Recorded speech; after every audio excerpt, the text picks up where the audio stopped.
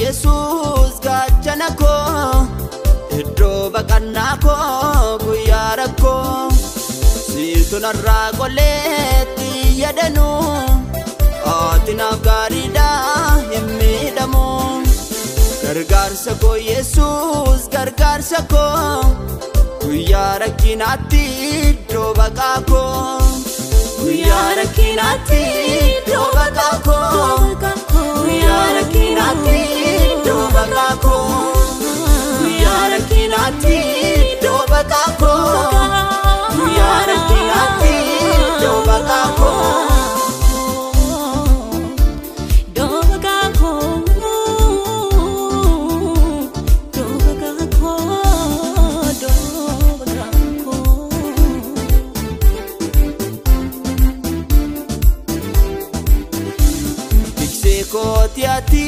tiksee gaarii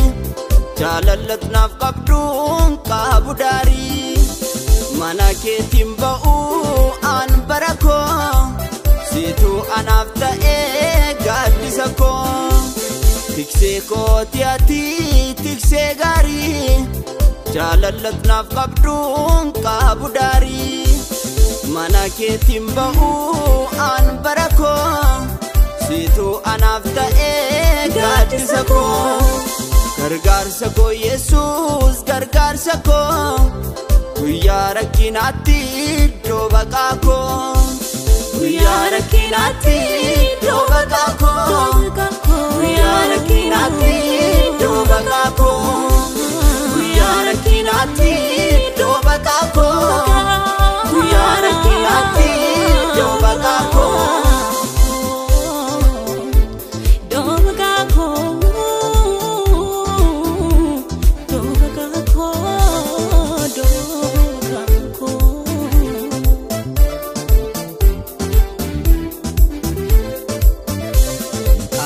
edinni koo laafa laalee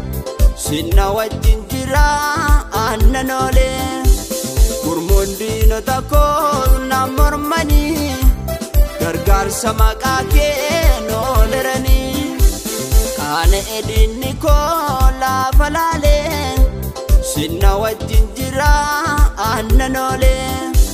gurmuun diinota koo na mormanii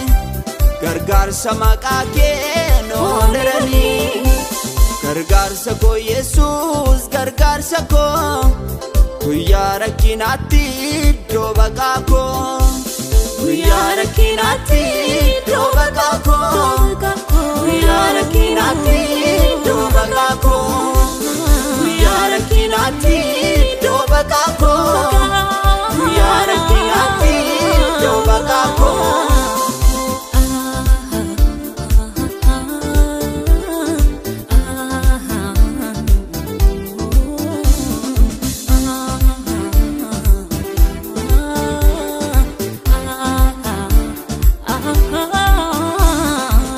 kooti ati gimpii jabaa da'oo jireenya koo asi qabaa injiroon akka kee kanaaf ta'ee ansitta manadhee naarra ga'ee golga kooti ati gimpii jabaa da'oo jireenya koo asi qabaa